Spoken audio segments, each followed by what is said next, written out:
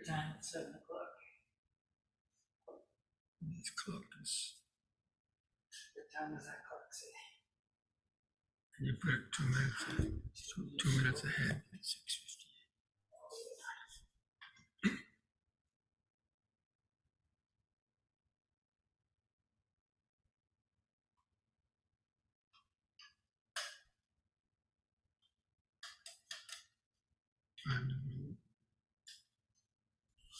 Okay, friends, let's go ahead and begin with reciting Namo Tassa and the three refuges for those who like to do that.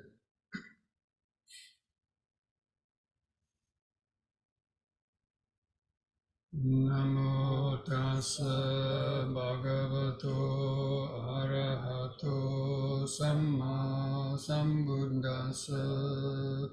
Namo Tassa Bhagavato Arahato Samma Sambuddhassa. Namo Tassa Bhagavato Arahato Samma Sambuddhassa.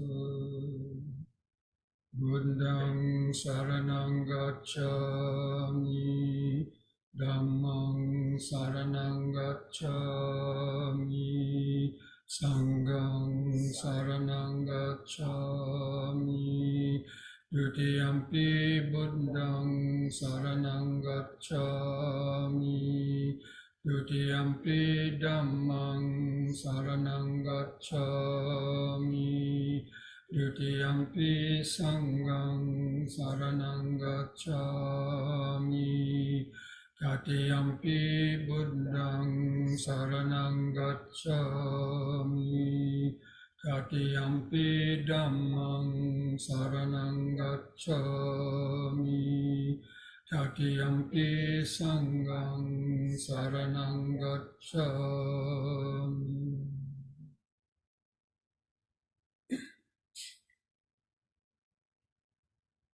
Welcome, friends, to this Wednesday evening Dhamma discussion and meditation practice. I hope you all had a good week.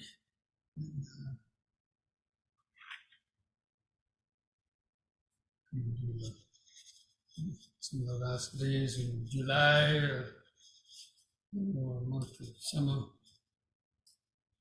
Okay, so last week, last few weeks we've been going over the insight knowledges and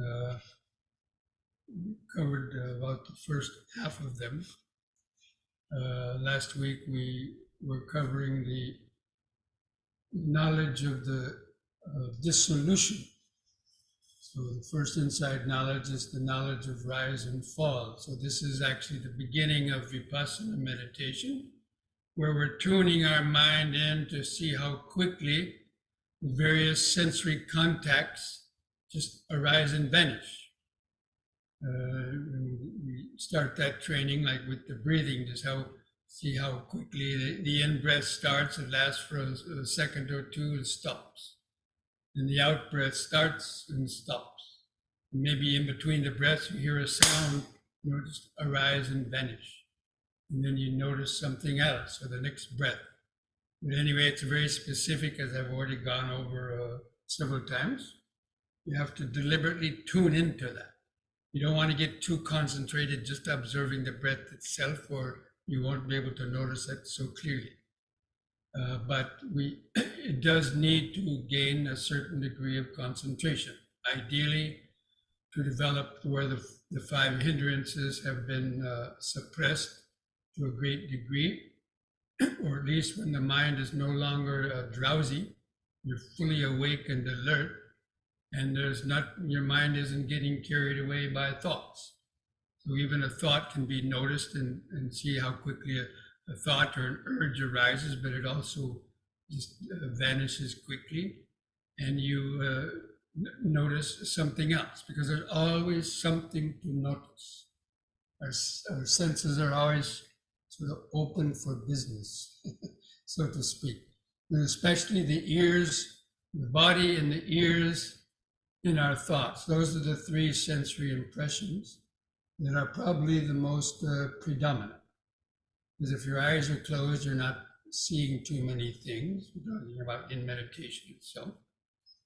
And maybe not too many smells or tastes arising.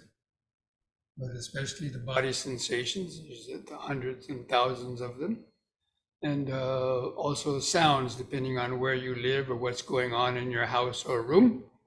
There's usually quite a number of sounds. If you're living, sounds from inside your house, even sounds from inside your body. Maybe you know the body makes some sounds, right? Stomach gurgling or other type of sounds. And of course, sounds from inside your house, somebody else talking, or a sound from outside, and so on. So anyway, we deliberately try to notice, and just to notice the moment it comes, but let's go of it, not to think about it further. Just you've already been tuning in to arising and vanishing, but with the vanishing, the mind may hold on to it for a second or two, but then it vanishes. So it's a gradual training of the mind to be able to notice something. In the beginning, you notice something and maybe you contemplate it because the mind is slow, but then you let go of it and you come back to your breathing. So even concentrating on your breathing is like that. You notice one or two breaths, and then maybe there's an itch on your head and your mind gets attracted to that, and you observe it for a moment or two, and then itching, and then let it go. So like that, you notice the arising of a sensory contact and how it lasts, but immediately try to let it go. You see the vanishing, because the mind can only fully recognize one object at a time. So that's why usually our mind holds on to the objects. So anyway, so with the state of dissolution, that process of rising and vanishes increases so quickly that the mind doesn't have any time to actually hold on to it, and they're just seen as just one after another, vanish, like a motion picture reel of film, going quickly through a projector.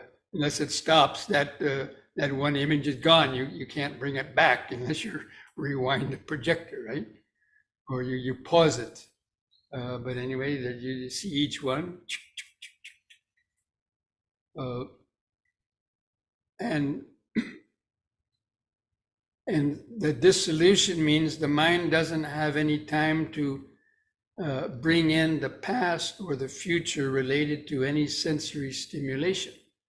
So it's only our mind remembering the past and the future about a certain object that causes our mind to hang on to the object, to cling to it, and then think about it.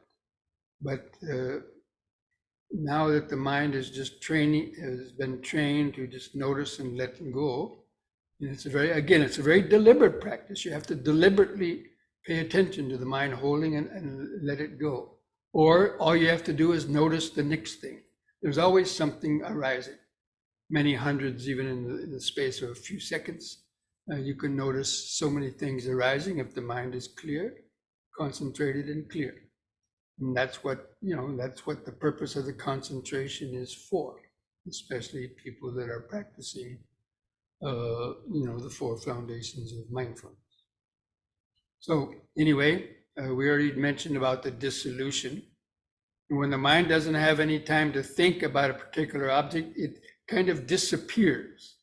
Like even the feeling of your body can kind of start to disappear because you're no longer thinking or obsessed about a pain in your knee or a pain in an itch on your arm or anything else, because the mind has already gained this state of concentration.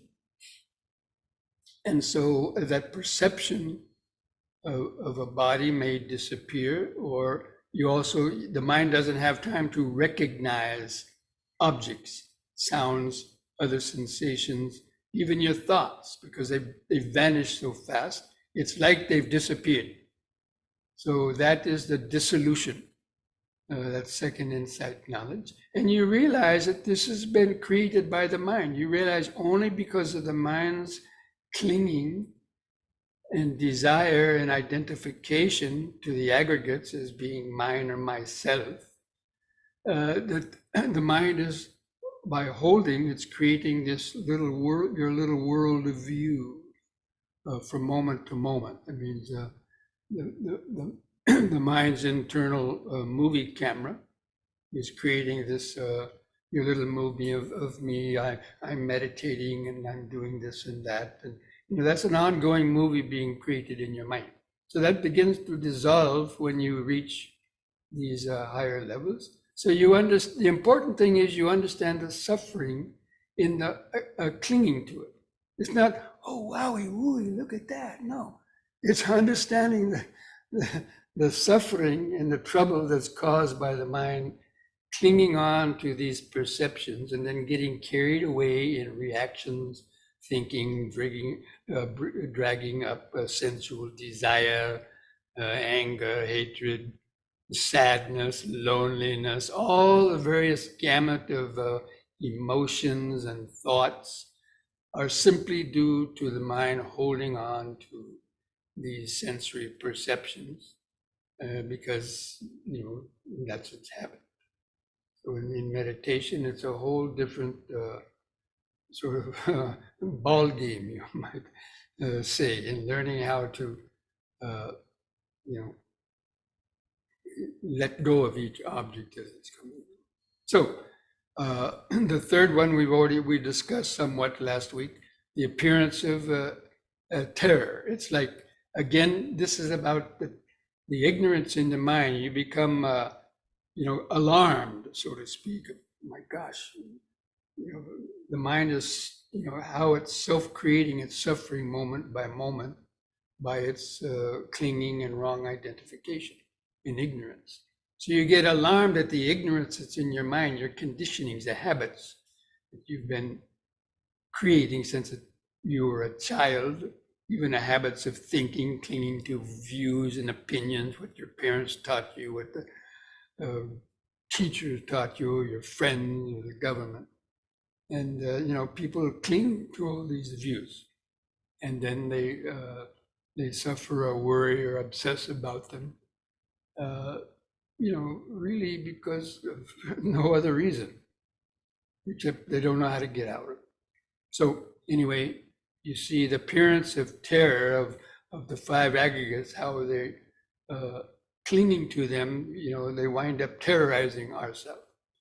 Like we cling on to perceptions or hallucinate or, our fears and so on. So appearance of terror, we've already talked about that last week too. And then the danger.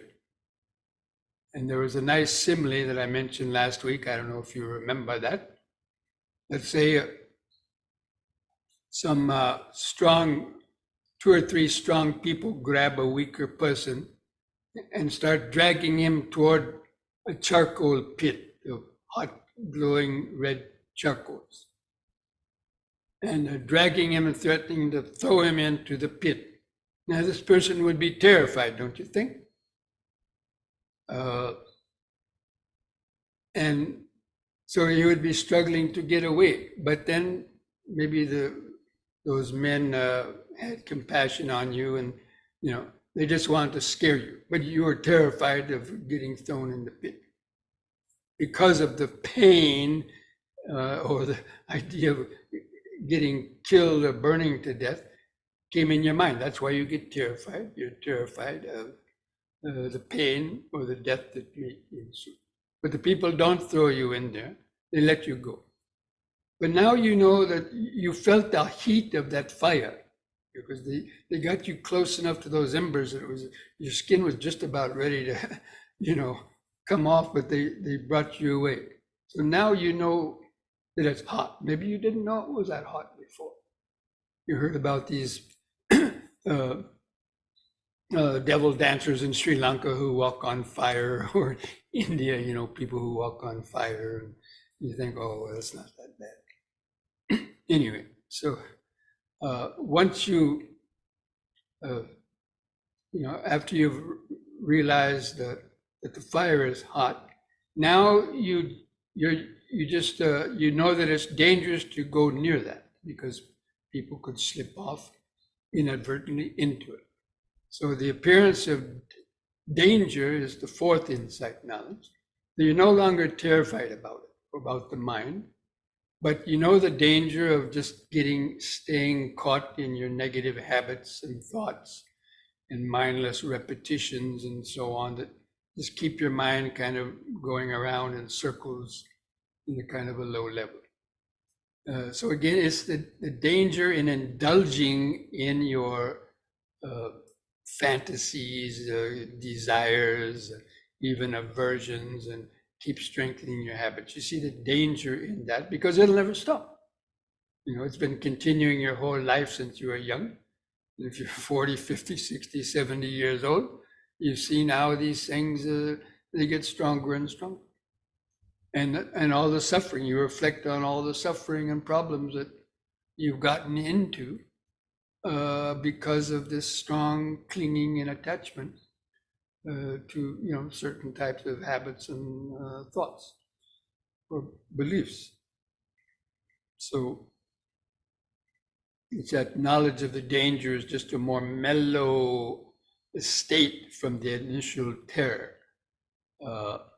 that again within your own mind.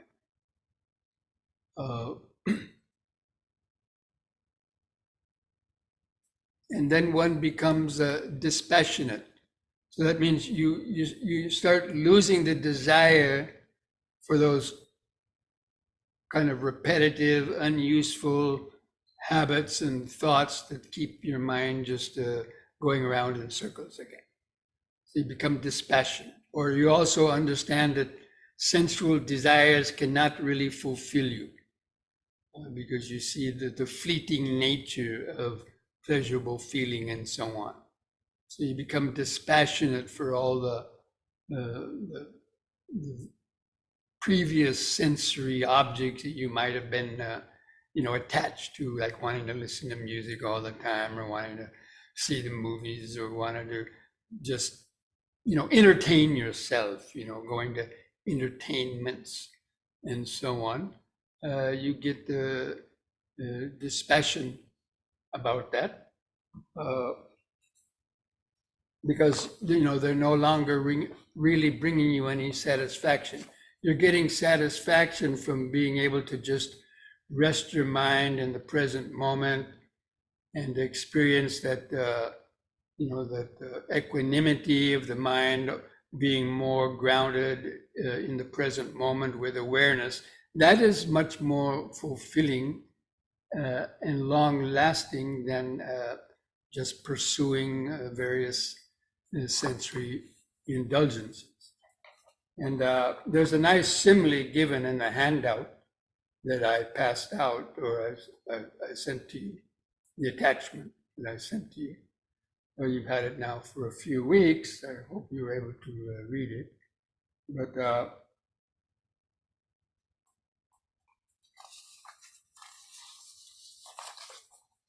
so it's the simile of the swan.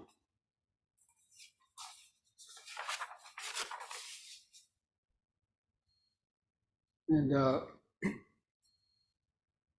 I'm going to read this simile of the swan because that really kind of sums up this state of dispassion.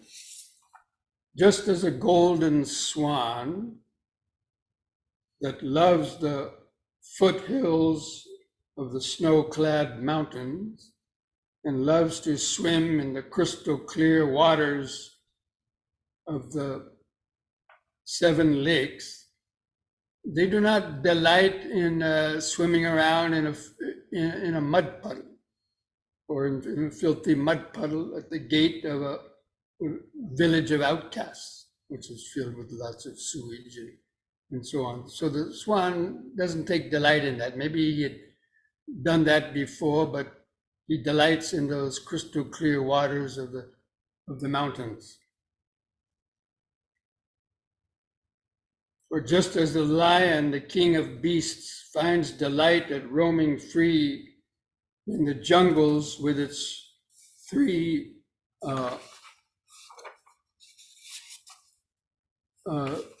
with its large territory, but does not delight when put into a golden cage in the zoo. So the meditator does not find delight in any formations, but only in a state of peace that state of dispassion gives. So again, just think about that simile, or this just maybe more relevant one. Of, let's say if you're used to traveling and around the world, and you're going trekking and camping and doing anything you want and so on, but then all of a sudden somebody enticed you to say, well, we can give you an apartment with everything gold plated, toilet and sink, and, canopy, silk canopy beds, and, the finest thing, room service, and, but a person who's used to, living in the outdoors and going around, wouldn't delight in just staying caged up in a room like that. Or as the simile said, that lion being put in a golden cage in a zoo. So in the same way, a person who gets his deep insights into, the nature of the mind, the nature of suffering, they lose that delight in the things that bring suffering. And that means of our attachment to sensual desires and, attachment to, the aggregates that would cause you various types of suffering. So that is and you reflect on that state of peace. When you get that state of when the mind is resting in the present moment, and is no longer, clinging to anything that are coming through the senses, or has, developed a, one-pointed concentration, then, and experiencing the piti and the sukha of the first jhana, because basically that's what you're experiencing. People have often said, wow, I wish I could stay in this state forever.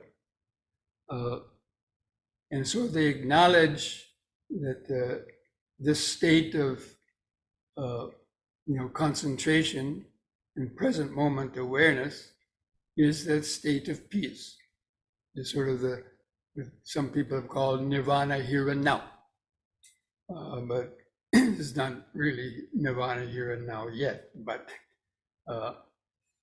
so you have to contemplate that. And you have to reflect on that.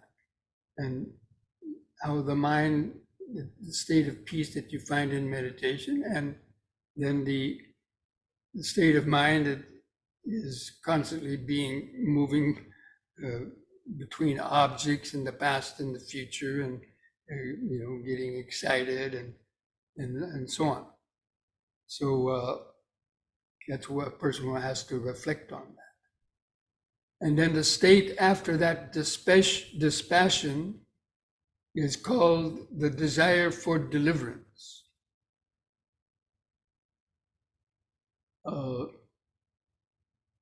Or the reflection, knowledge of reflection.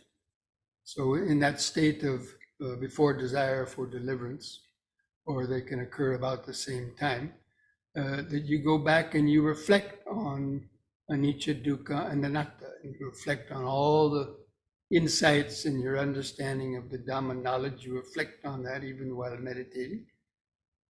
So it becomes super clear in your mind. And then the knowledge of being delivered from greed, hatred, and delusion. So it's called the desire to be released from the trap of the ego and released from the repetitive nature of samsara as it is within our mind. So those are those the sort of gradual steps that the mind goes through to reach these deeper levels of mental quietude, peace, and the wisdom that comes up from that. That's the important part. It's the wisdom that comes out of these states and out of these insights. And that's the difference between just taking drugs and getting high and go wowie wooey, and that was cool, but then you have to keep taking the drug all the time. Or you don't see the danger in being addicted like that. So the wisdom that comes out of the insights is not just wanting to make the mind peaceful, but it's the insight into the nature of suffering and realizing the Four Noble Truths that's really going to help you to become deeper, connected to that, and go on to the next deeper levels. So those insight knowledges of the knowledge of rise and fall. Again, first it's good to attain either access concentration or the first jhana first, in some kind of concentration, and then opening up to the flow of impermanence to see the arising and vanishing, and then the dissolution, the appearance of seeing the terror of your mind that's caught in ignorance and all the suffering that it's caused you, and then seeing the danger of being attached to those habits and sensory desires that keep trying to pull you back, and then becoming dispassionate, losing that interest in sort of the world. Now, this is the danger that people get into, or the problem that some people get into. And sometimes it could be called, in Christian terminology, the dark night of the soul. So they realize that, the dangers of ignorance and their habits, but they can't really cut themselves off or away from their families, or they're not yet at that stage where they can completely kind of let go. So the mind, gets into this kind of state of despair or anxiety. And so that's why you have to realize that it's not the world that you're detaching from, it's your mind that you're detaching from. When people think they have to give up the world and they can no longer go to their granddaughter's birthday party or, something else like that. They have an idea like that, or, go out and, have friends. No, it's not you give up attachment to the actual material world. It's you're giving up the attachment to the ignorance and the clinging in your mind. That's very important to understand. And for most people, that's not going to happen right away. So you have to, especially with a lot of Westerners, they think that they have everything push button nowadays. And now with AI, you can just ask your cell phone a question and it will write you a whole thesis on any subject in the world. And so now we're getting so addicted to getting things so fast. We get angry when the internet slows down. We can't do so many things at once. So, we think that we should be able to control our minds like that. And you realize that the mind is not going to change faster than a computer. You can program computers a lot faster than you can program or change your mind. And so that's a problem. So people get into these states, I'm never going to be able to do this, and so on. So it kind of deflates their desire. So one has to be, more aware of that, and you have to have, realistic attitude. It's not going to come that quickly for most people, but you have to start where you are, and you have to just keep, doing your practice and trying to integrate all the different steps of the Eightfold Path, so that little by little the spiritual faculties will increase, and then you will notice yourself being able to, reach these different levels of insight. All right, so having gone over those next stages up to that point of the desire for deliverance, and next week we talk about the last the stages of conformity, knowledge, and so on. But now I'd like to open it up to any questions you have. It doesn't seem like anybody has asked questions on the chat box. If anybody wants to raise the yellow hand. Bhante, I have a question. It is specifically not related to your talk today. I had asked you a question, actually, if you remember, a couple of weeks ago, about this Diamond Sutra. So my question is that, are the sutras different in different sects of Buddhism? Like you said that belong to Mahayana, and we are talking about Theravada.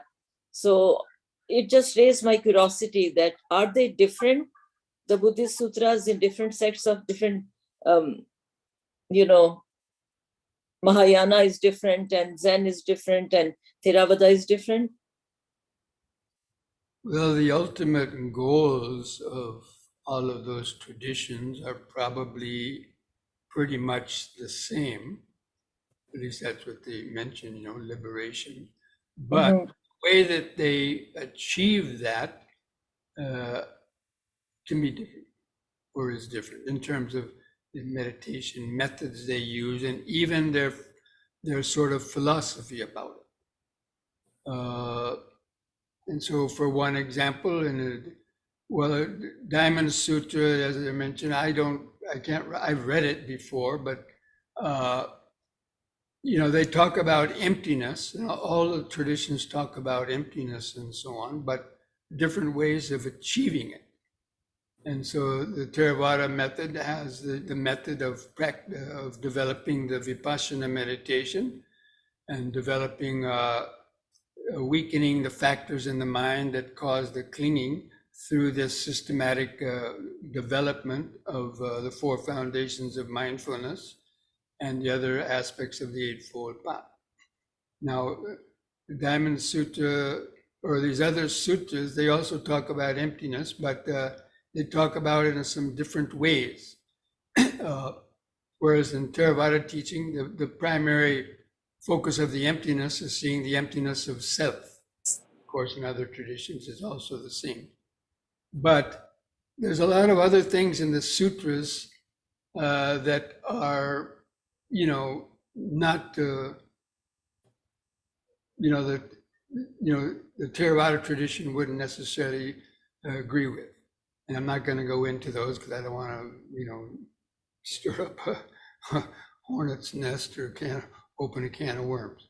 So anyway, you have to read those sutras. You have to understand the difference. And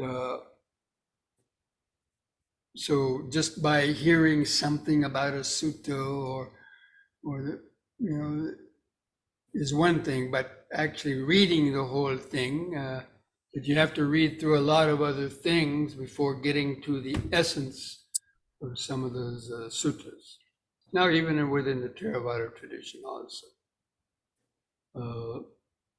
So, like, for example, in the Mahayana tradition, their goal is to become a Buddha, not an Arahant, and to save all sentient beings.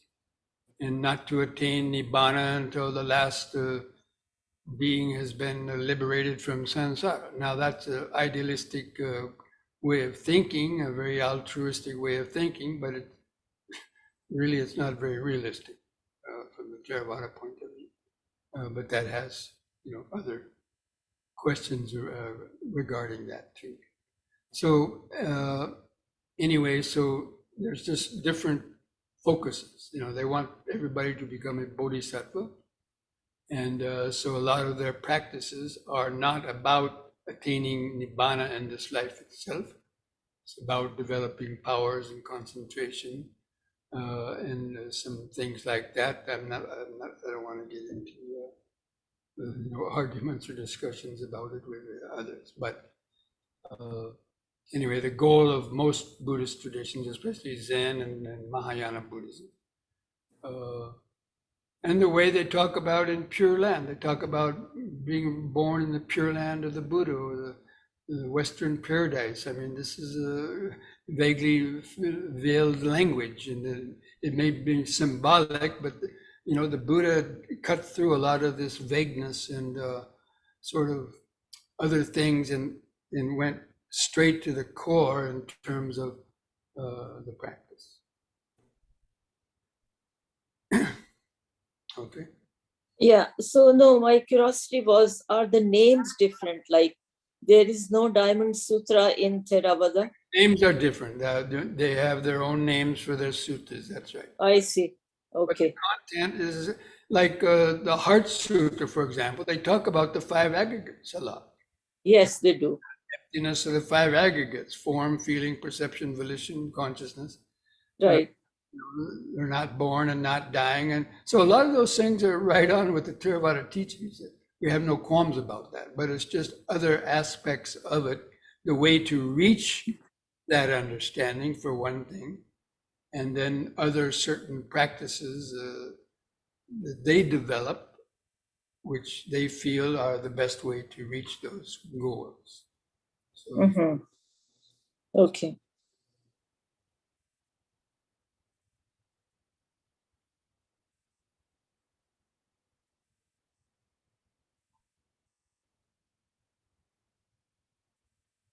okay, there's a chat here.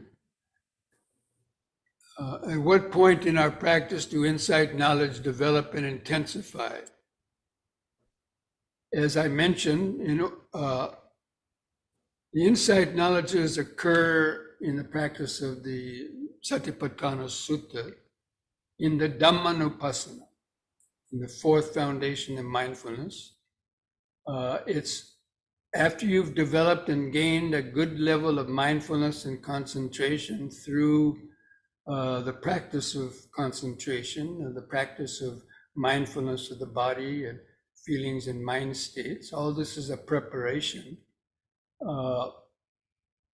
And as I mentioned, you need to have the 5 hindrances greatly reduced, but ideally to reach the level of the first jhana, or what would be called vipassana jhana.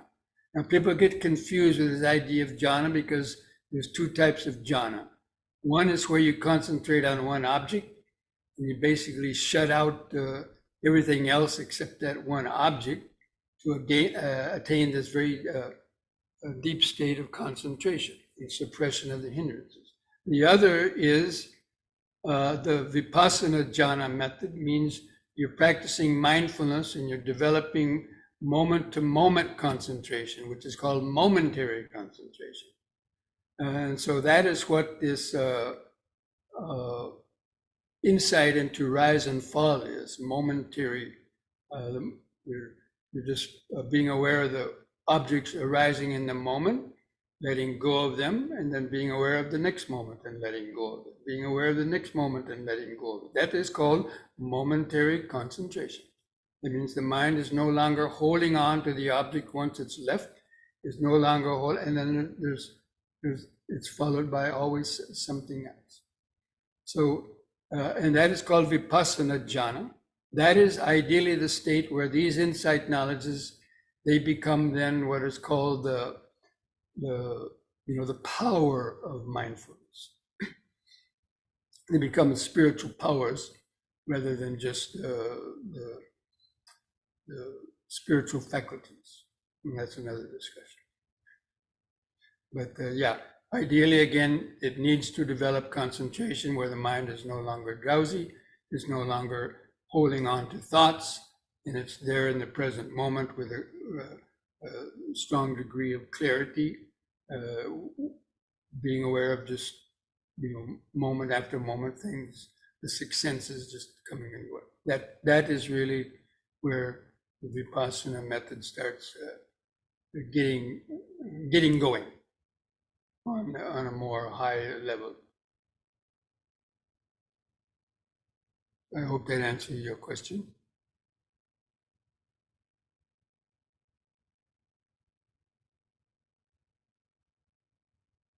So what point the practice is gaining the concentration. That is the point. But vipassana concentration, vipassana jhana. And basically it means the 5 hindrances have to be suppressed. The 5 hindrances need to be suppressed. Otherwise you won't be able to develop that kind of awareness.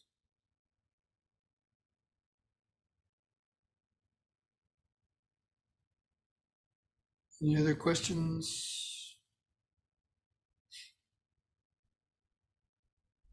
If not, then we can take a short break, come back, do a few yoga stretches, and then have our meditation practice. Okay? See you back in a few minutes.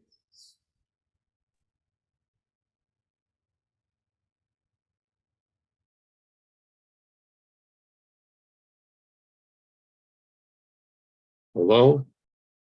Thank you, Bhante. Sadhu, sadhu, sadhu.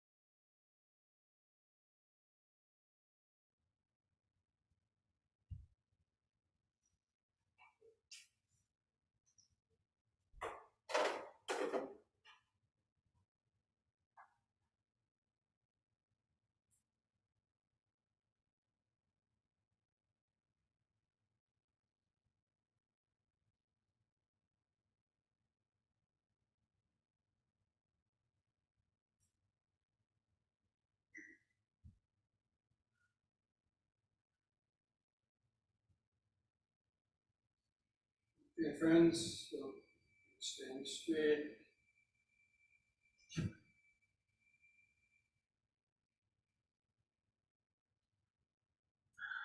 Okay, try to stand straight. Relax your arms at the sides. Feel your feet pressing the floor. And just gently close your eyes. Just begin some deep, slow breathing. Take about 3 seconds to breathe in, expanding the abdomen, rib cage, and upper chest. Hold the air in the lungs for 2 or 3 seconds. On the out breath, feel the last bit of air go out of the lungs.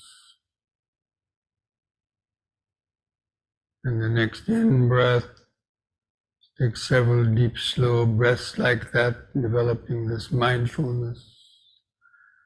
Breathing in, letting go of the past and future. Breathing out, standing here and now. Breathing in, letting go of the past and future.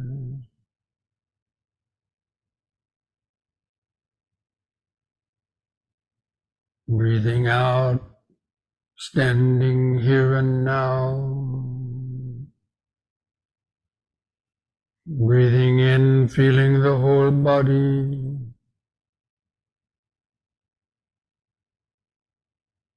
Breathing out, feeling the whole body. And now we're going to combine this breathing with these movements, repeating each exercise 3 times. So in the next in-breath, raise the arms over the head, interlock your fingers, turn the palms up, straighten your arms, stretch your head back, look at the back of your hands, stretch upward, feel the sensations. The out breath, turn the hands down, touch the top of your head. And again, in breath, palms up, straighten the arms. Stretch the head back, bend backwards a little bit.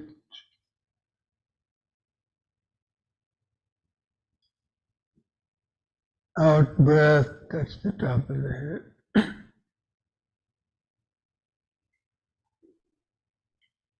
Once more. 3rd time, hold the upward stretch longer, bend back a little more. Feel the arch in the spine. Feel the sensation.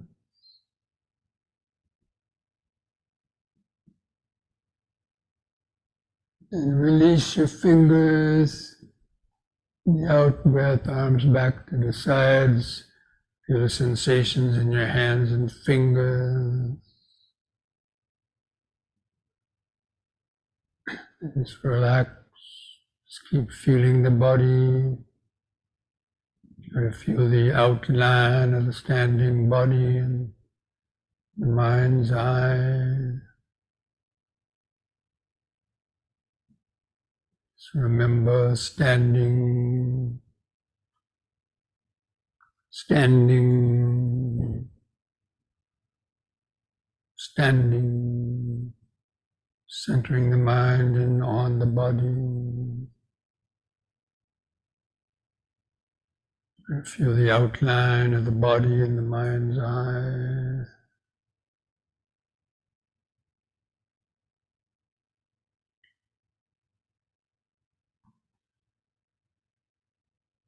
Letting your thoughts come and go in the back of the mind. Keep the feeling of the standing body in the front of the awareness. Sensations. And the next in-breath, push up on the toes, raising the arms over the head in this way. Face the hands toward each other a few inches apart and stretch up. Out breath, Arms back to the sides, feet, heels to the floor. Try to coordinate the movement with the breathing, in breath.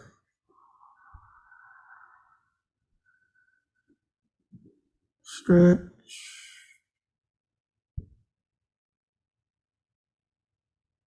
Out.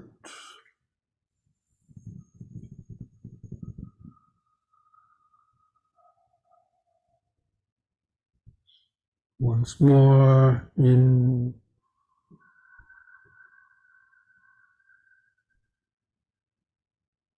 Stretch.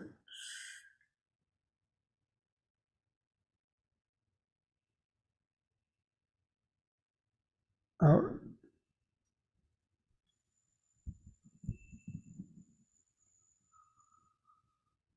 Close the eyes, keep feeling the body.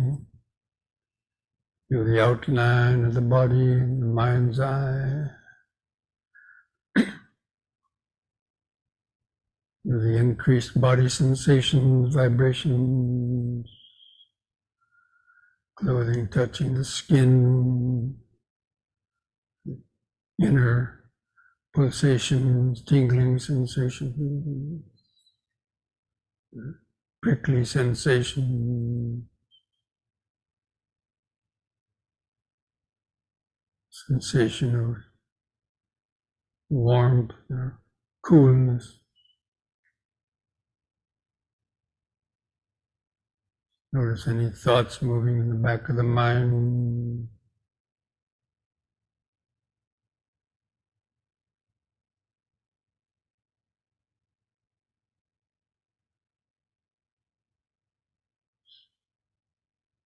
Next we'll do side bending.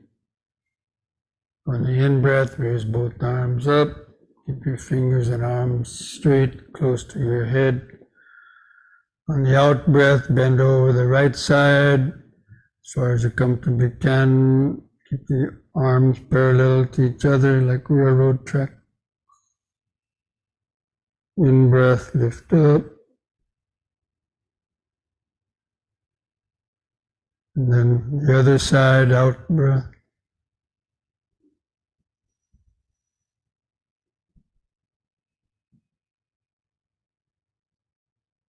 In. Then to the right, out.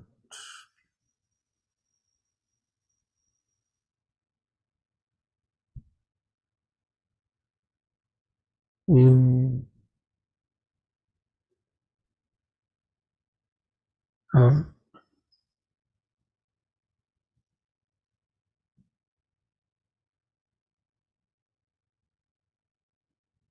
In. Once more to each side.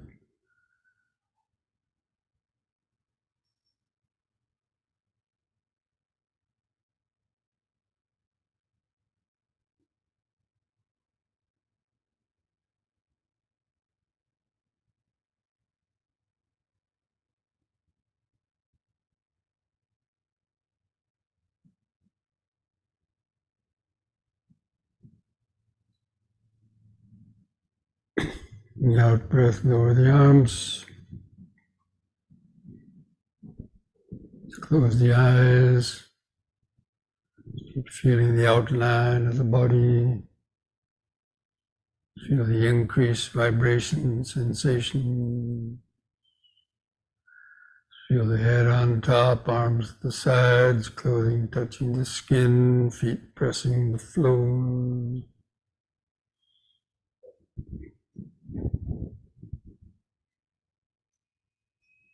The more different sensations you can notice, the less time for the mind to get stuck on any particular sensation.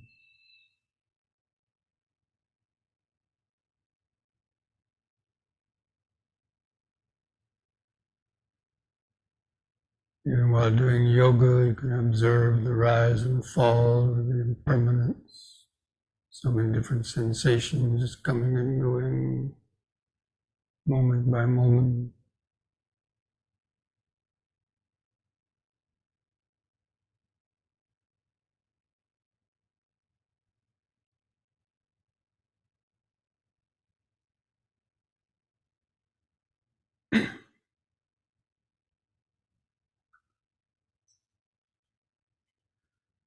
Next we'll do knee bending.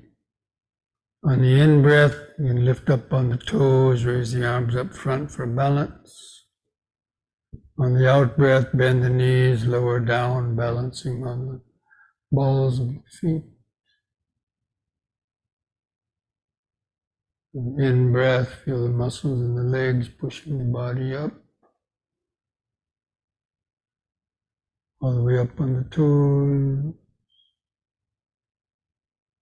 Out.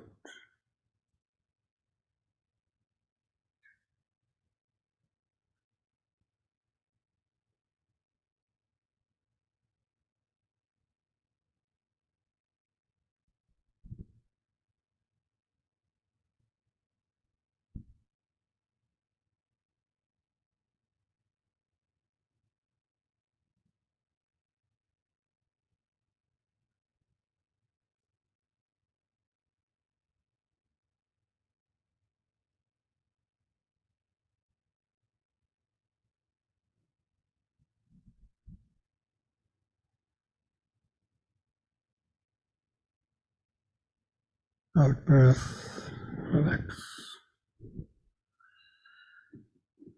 Feel the increased heartbeat,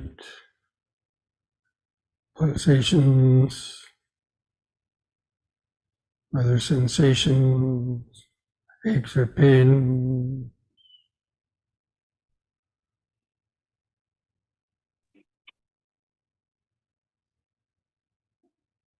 See how quickly the sensations just come and go.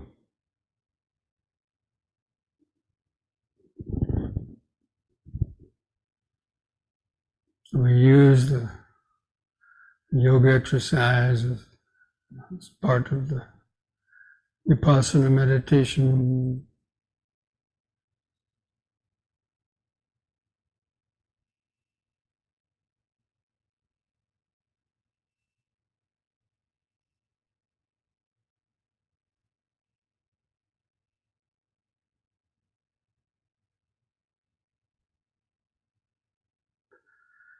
Okay, now spread the legs and feet apart about 3 feet.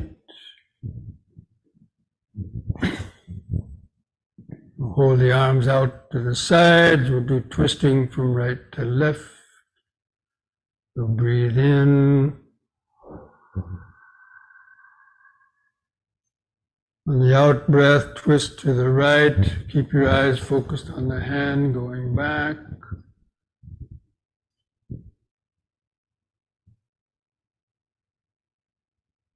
The in-breath, come back to the front.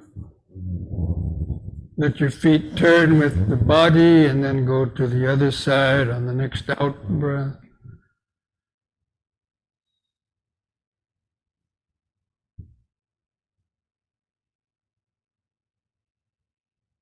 In, into the right out-breath.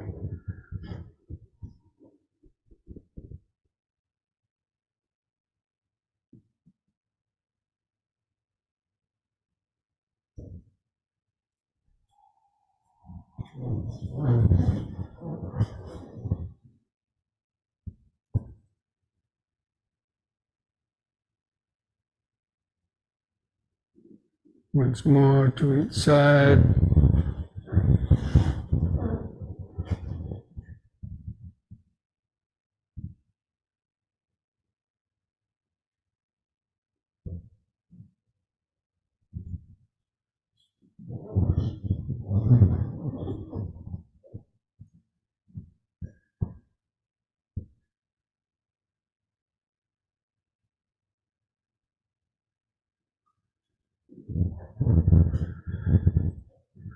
Lower the arms. Feel each foot pressing the floor.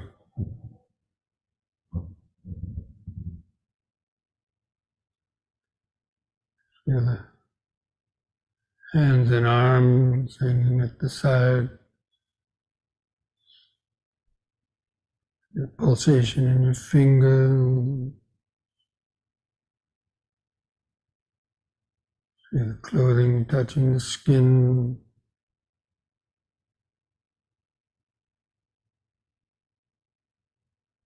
Feel the head balanced on top.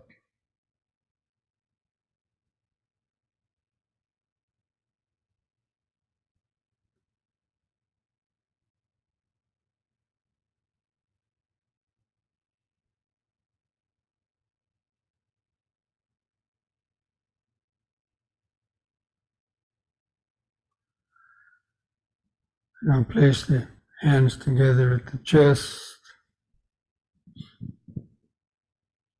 The in-breath, hands over the head.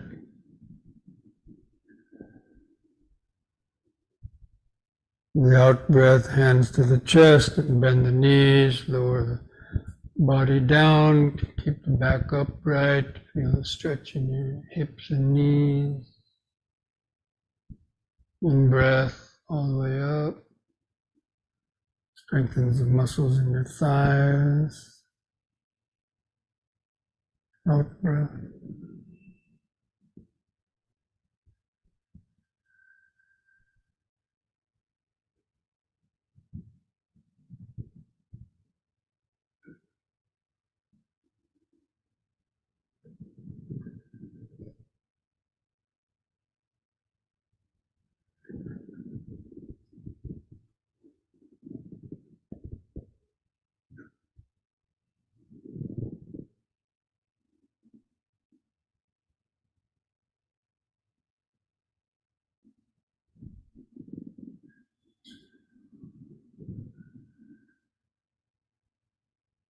Out breath.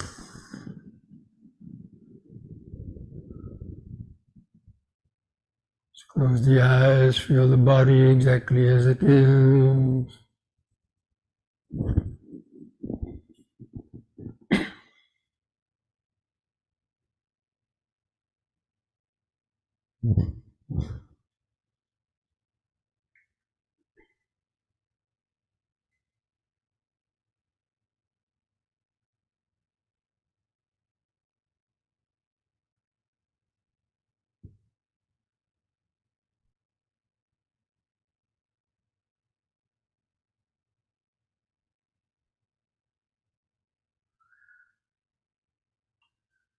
We'll do the forward and backward bending.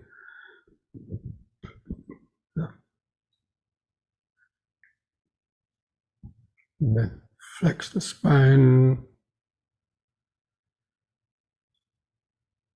Keep your hands touching the front of your legs. Breathe in.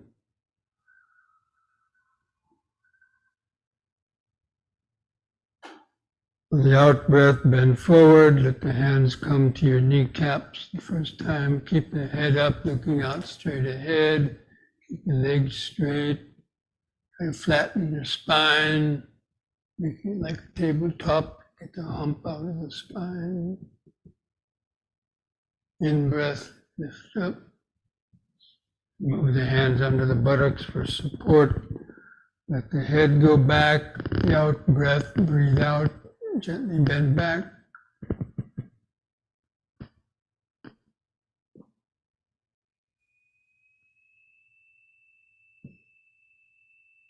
In breath up. On the next out breath, again let the hands come down below the knees. Still keep the legs straight, keep the head lifted up. Feel the increased stretch in the back of your leg.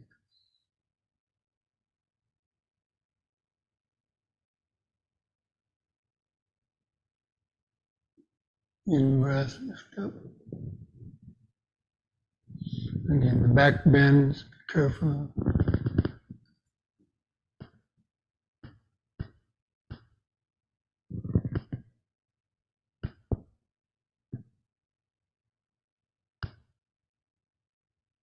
In breath.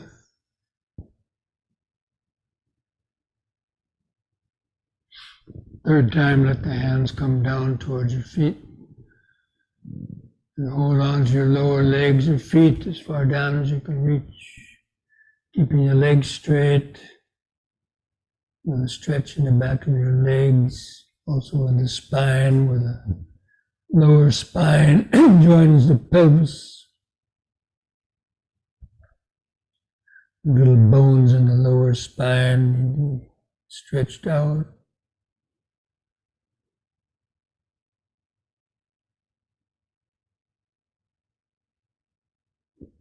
Feel all those sensations.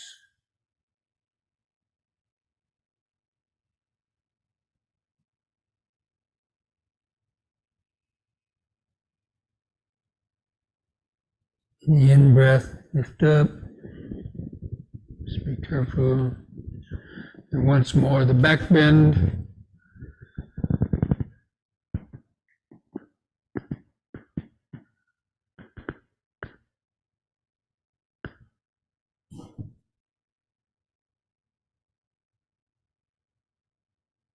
In-breath, lift up. And out-breath, relax your shoulders and arms. Feel the outline of the whole body vibrating, pulsating with activated life force due to the increased deep, slow breathing, oxygenation of the blood, stretching of the muscle tissue.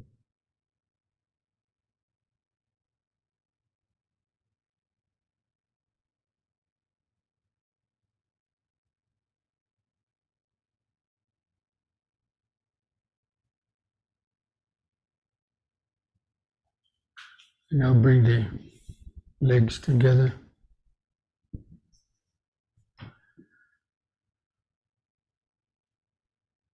Do one last exercise, the head turning from right to left. Keep the chin level to the floor. Breathe in, turn the head to the right. Look over the right shoulder.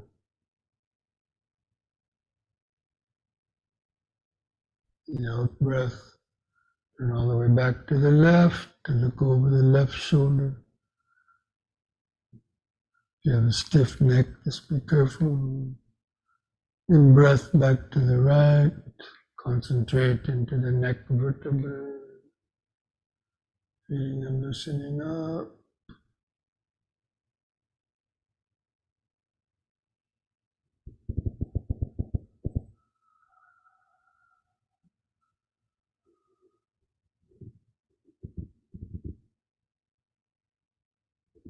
Once more to each side.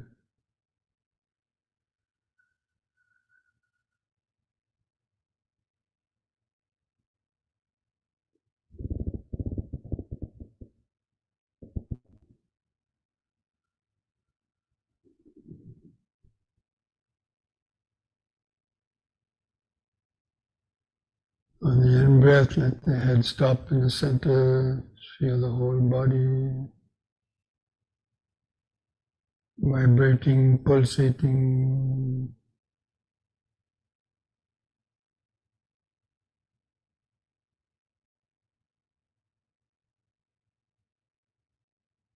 Present moment. Awareness centered in the body.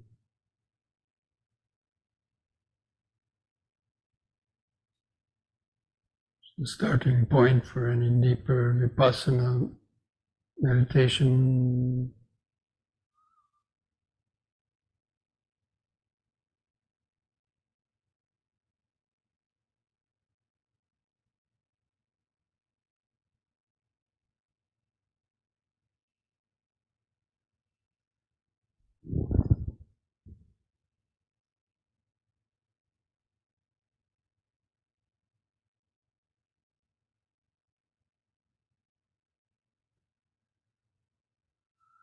Okay, let's mindfully come back to our seats. Get ready for the sitting.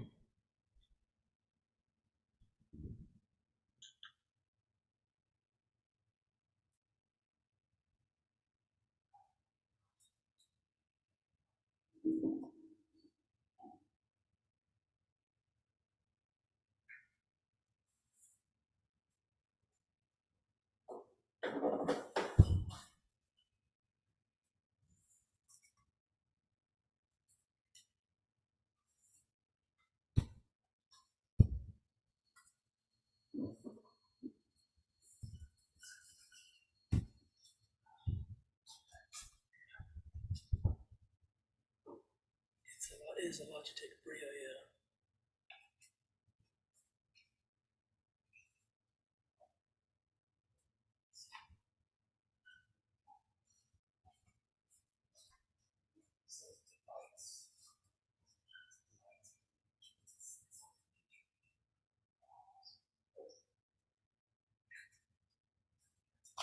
It's for reference. USB video device. That's just referring to the one that's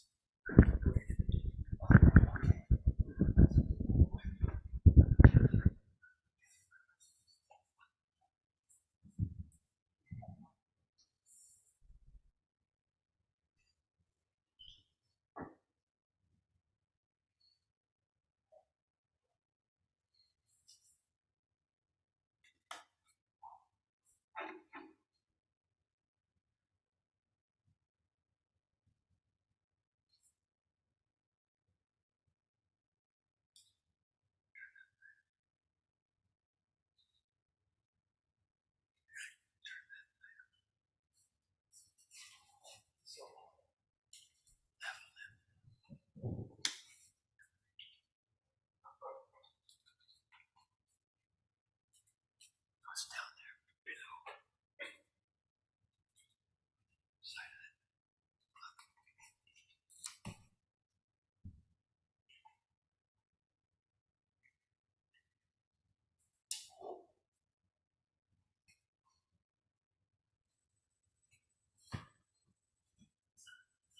Friends, sit straight.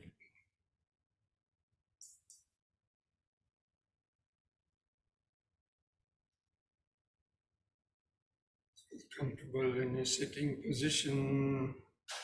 Align your spine and the back of your head in a straight line. And feel the natural inward curve of the lower spine. Helps to keep your spine straight. And gently close your eyes. Feel your eyes in the socket. Relax your face muscles, your face.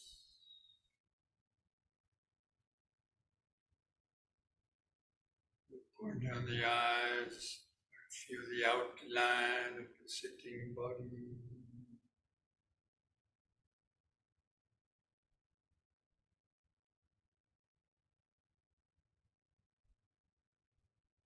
Spend a couple of minutes moving the awareness down to the body, just to feel the body, the sensations in different places. Again, starting with your head, feel the skin on the face.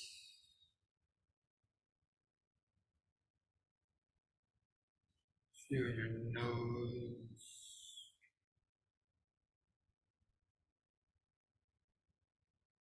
Feel the lips touching together.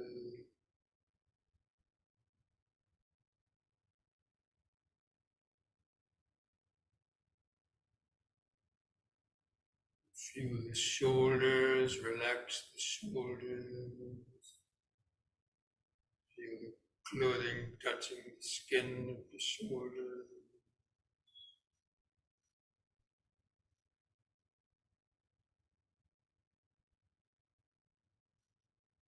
Clothing touching the skin of the chest. Deep, slow breath. Feel the expansion of the chest. Clothing rubbing against the skin of the upper chest. Expand, contract.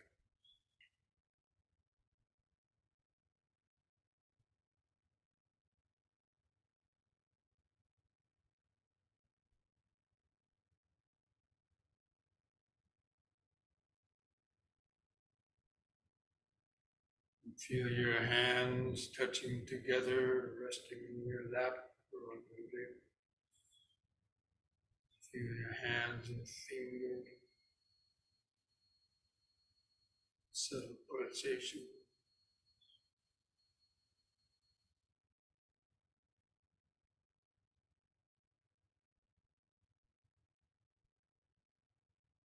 Remind yourself of sitting.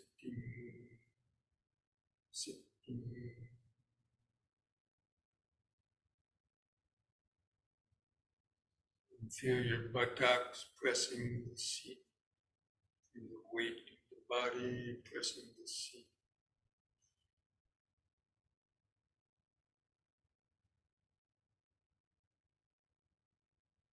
Just remember sitting.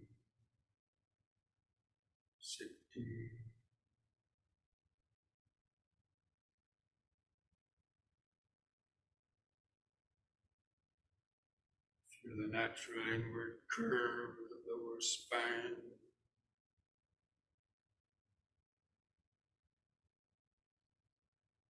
Spine is bulged out. We establish the inward curve, natural inward curve.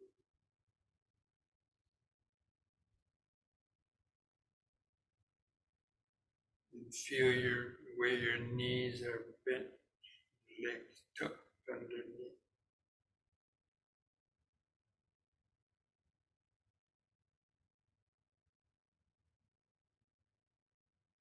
Feel the legs are crossed.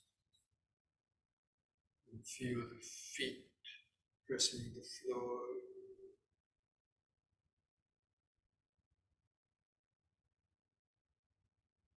Feel all the different sensations in your feet and toes.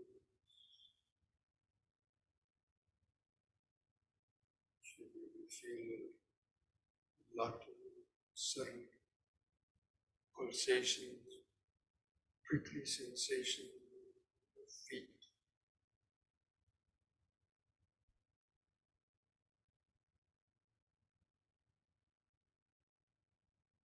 Remember sitting, just letting go of your thoughts. Stick out of your head into the body. Feel that aliveness of the body. Now let the awareness move back up and rest on your eyes.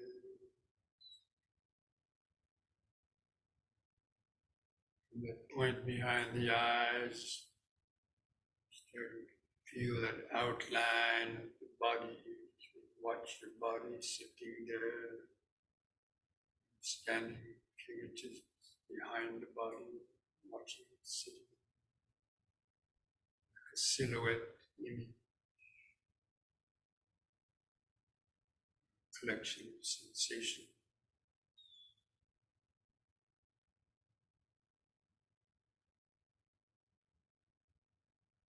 Begin some deep, slow breathing again, as we did in the yoga. 2 or 3 seconds to feel the expansion. Lower, middle, and upper chest, holding the air in for 2 or 3 seconds. Allow the oxygen to get into the bloodstream. Try to feel the last bit of air go out of the lungs and the out.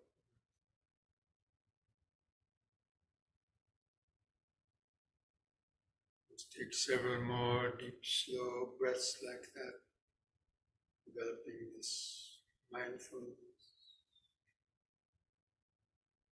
Breathing in, letting go of the past and future.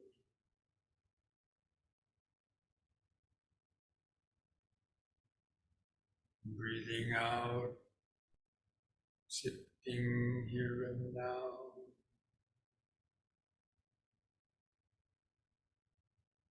Breathing in, letting go of the past and future. Breathing out, sitting here and now.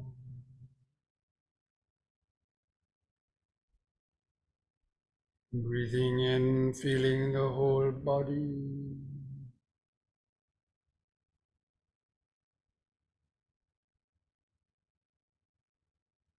Breathing out, feeling the whole body. Now we're going to count the breaths from 1 to 10. Develop a more continuous concentration on the breathing. I'll do the counting for you. Just try to follow that. Your breathing and concentration. With the next expanding in breath, mentally count to 1. Hold the air in for 1 or 2 seconds.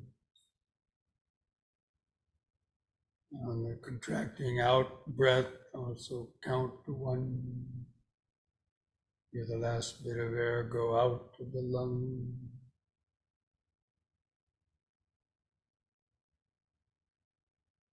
Next in breath, 2.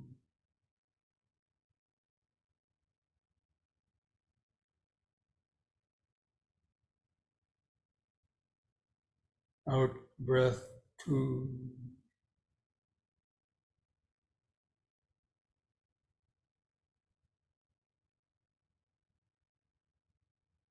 In 3.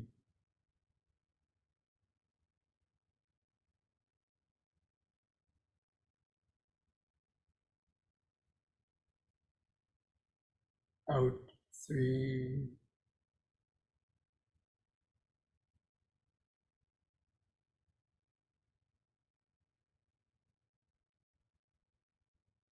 In 4.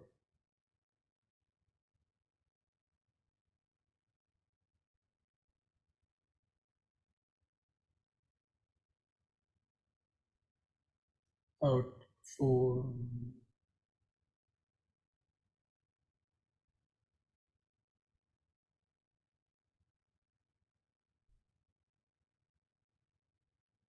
In 5.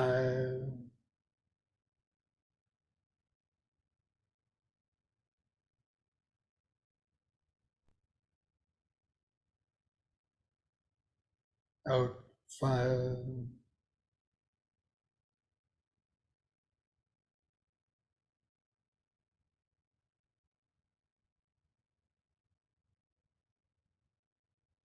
In 6.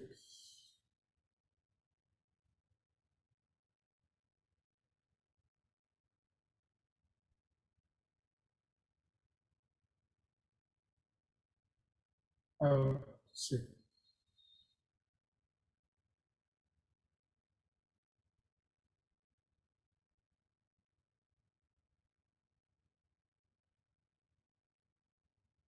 In 7.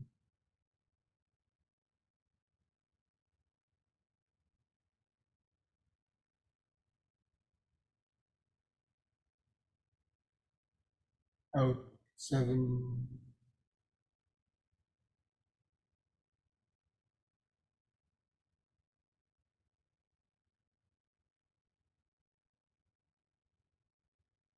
In 8.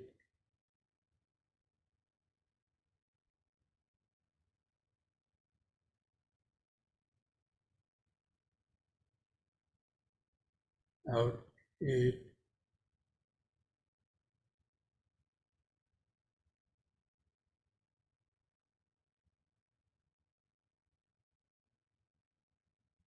In 9.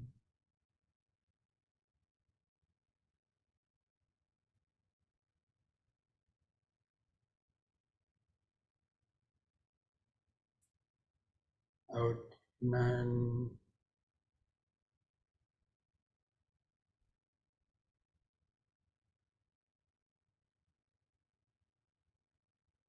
In 10.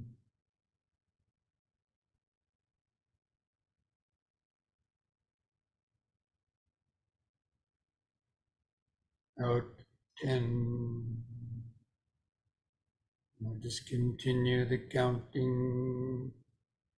Let the breathing return to its uncontrolled, shorter, irregular rhythm. Continue to feel it. Keep your attention focused to the center of the body. Feel the residual expanding, contracting movement.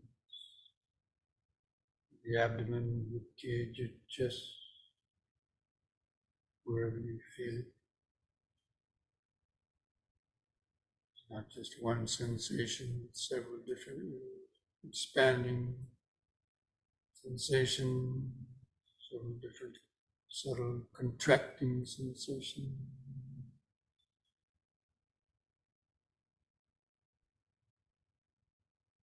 Make that focus in the present moment, concentration, knowing when the breath is coming in, and knowing when the breath is going out. Know it by feeling. Feel the sensation, the clothing rubs against the skin, the stomach, rib cage, chest.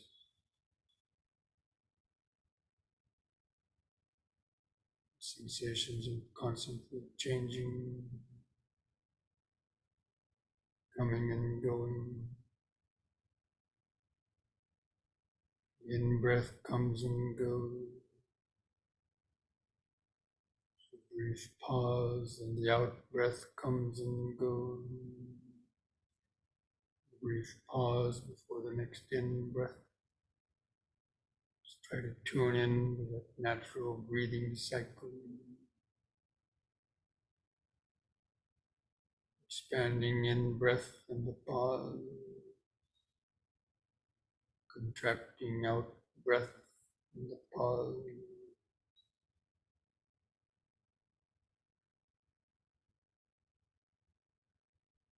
During those pauses between the breaths, feel the outline of the sitting body. Just remember sitting. This breathing is going on within the larger sitting body. Just try to continually remember just in sitting.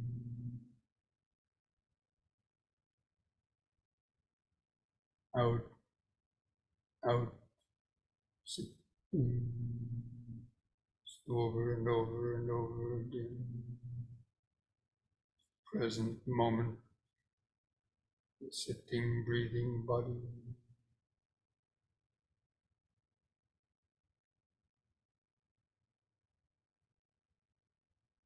Starting point for real mindfulness, concentrated mindfulness.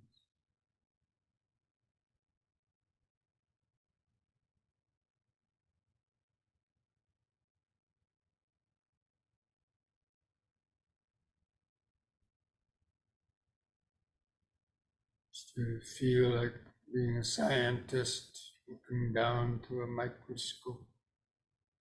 Notice it. Sensations of the breathing process. Try to notice how each breath is different. Sometimes longer, sometimes shorter. Sometimes it's an easy breath, sometimes a difficult breath.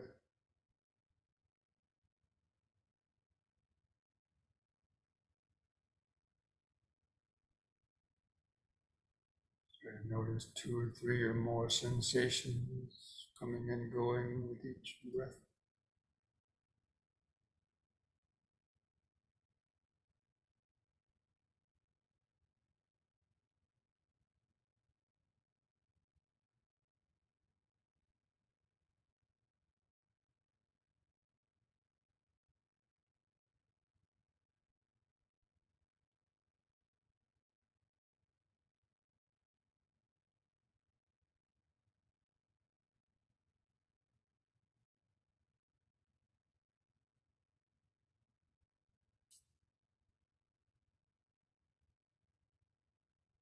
Let your thoughts come and go in the back of the mind.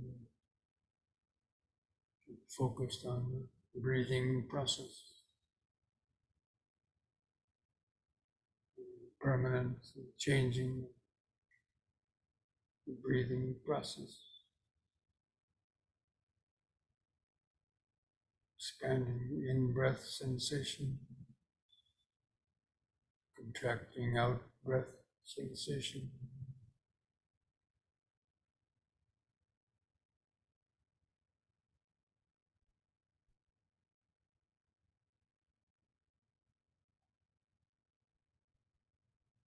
Pauses between the breaths, you can notice other sensations coming and going on the body. Itches, prickling sensation. Noticing the clothing touching the skin, the background.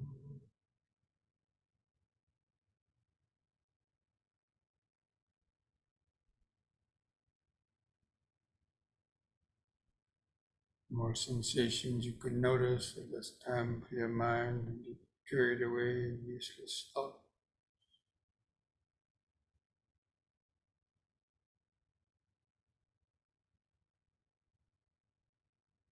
In sitting,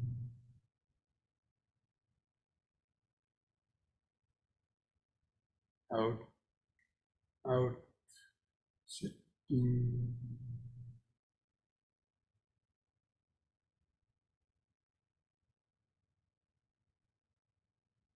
This breathing body is the anchor to the present moment, the anchor for the mind in the present moment.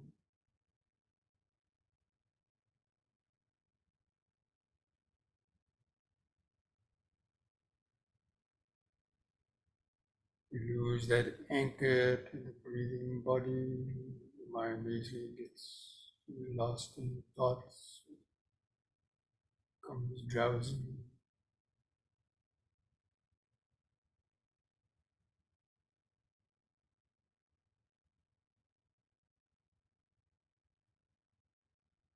You have difficulty feeling the breathing, it takes a slightly deeper breaths, feel those expanding and contracting movements more clearly.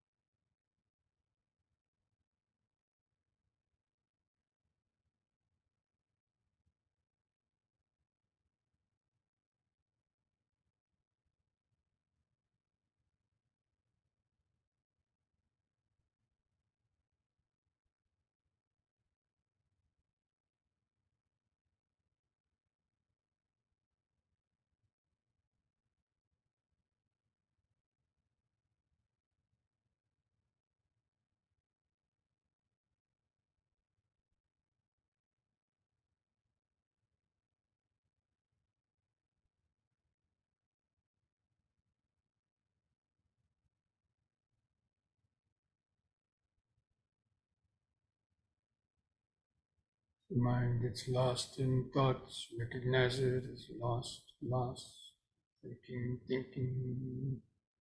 with a deep, slow breath, and the mind back into the body, back in sitting, out, out, sitting, breath by breath, moment by moment.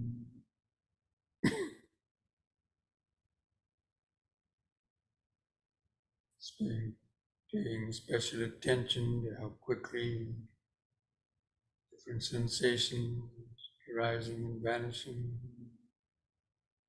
sounds coming and going.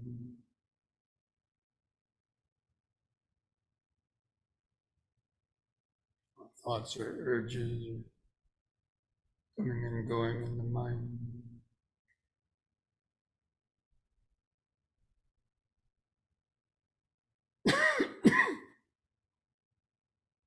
It's keeping up with the flow of impermanent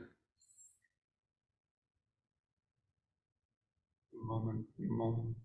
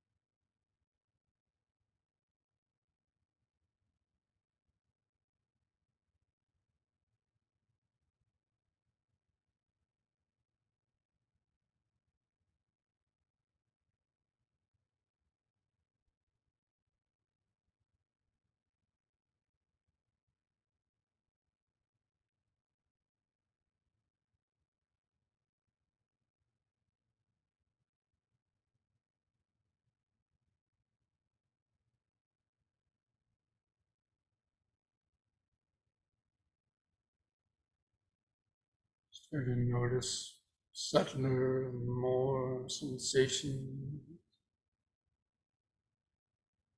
sounds arising and vanishing, opening up to the flow of impermanent. See how quickly things just vanish.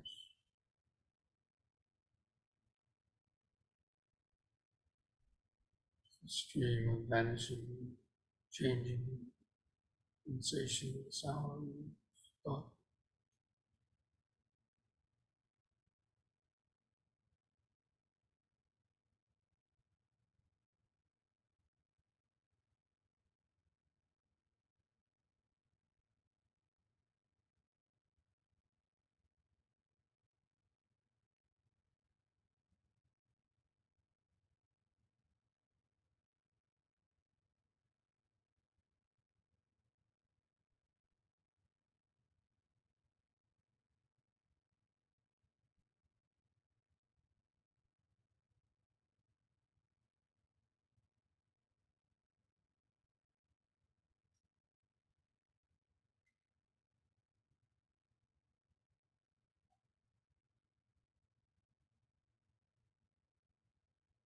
Mind clings, pays attention to anything in particular. Notice how the mind creates a little world around that particular thought, sensation, taking you out of the present moment.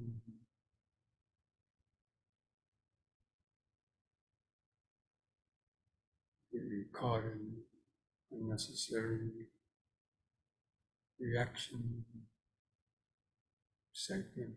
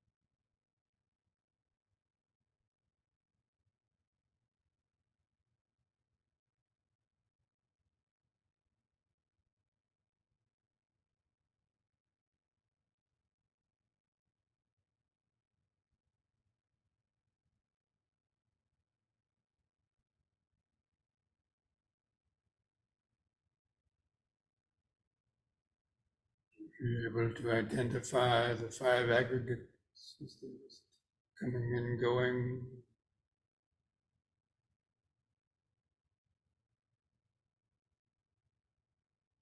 This is material vibration, this is feeling, that is perception, this is reaction, this is the ego consciousness.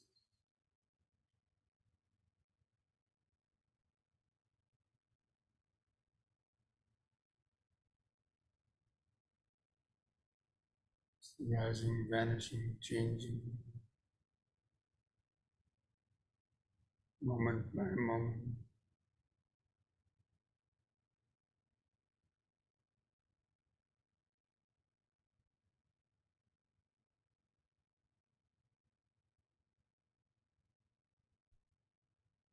Understanding how the mind creates its idea of me and this world around those different changing vibration, feelings, perception, thought.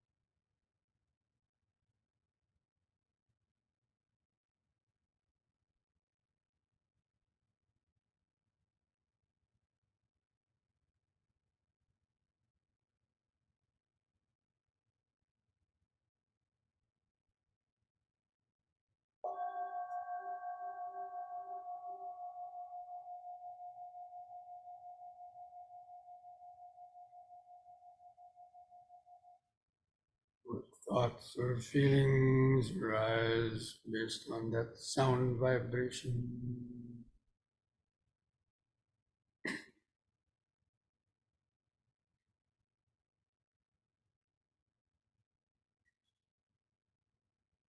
Sabbe sankara anicchati yada panyaya pasati patanibindati dukhi Esamango visuddhiya dukkha patta nidukkha maya patta nibbaya Sokapatta jani soka Hontu sabbi pipanino.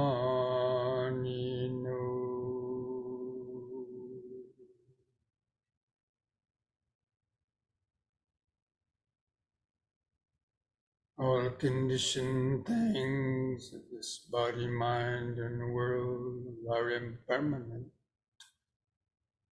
They arise only to briefly last and change and vanish.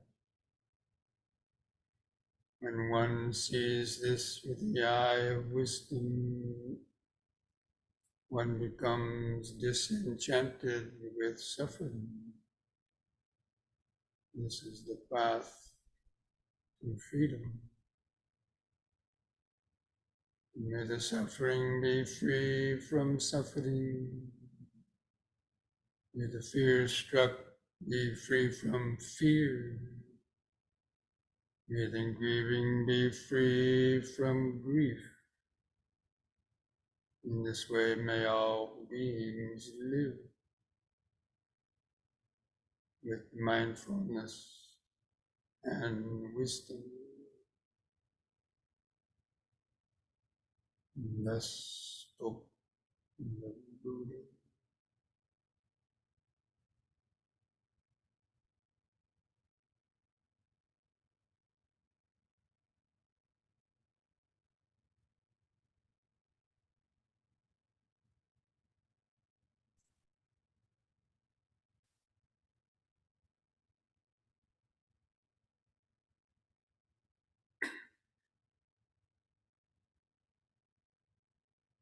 Now I invite you to join in chanting the word sadhu 3 times slowly. Do that with the breathing, feeling those vibrations in the body and mind on the long out breath. Take a deep breath.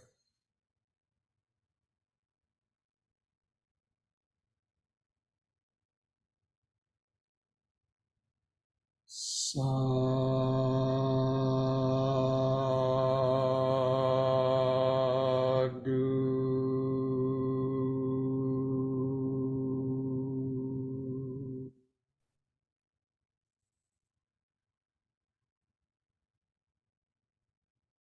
Sadhu.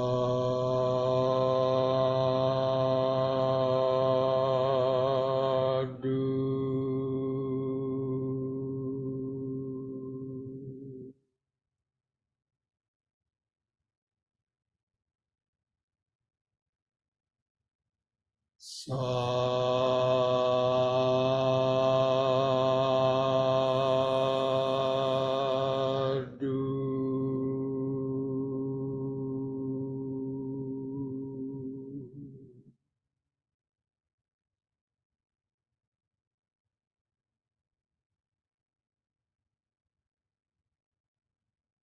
You place your hands at the edge of your knees.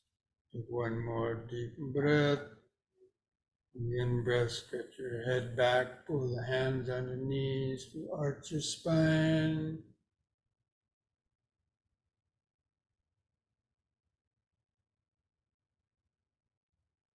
Lift the head up on an in-breath. On the out-breath, press your chin to the top of the chest to stretch the neck vertebrae.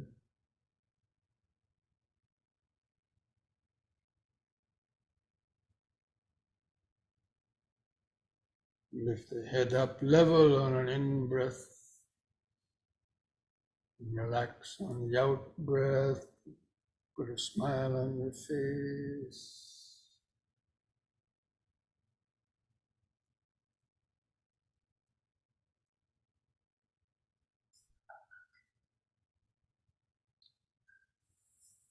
Okay, friends. Well, I hope you're able to have at least some minutes or longer of some peaceful awareness, insight.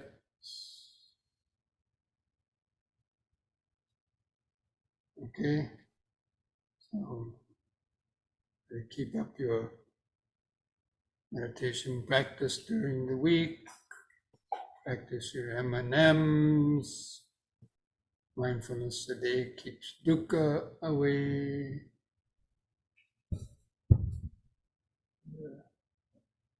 Thank you, Bhante. Sutta each day. Namo Buddhaya. Namo Buddhaya. Thank you, Bhante. Udon. Bhante. Thank you, Bhante.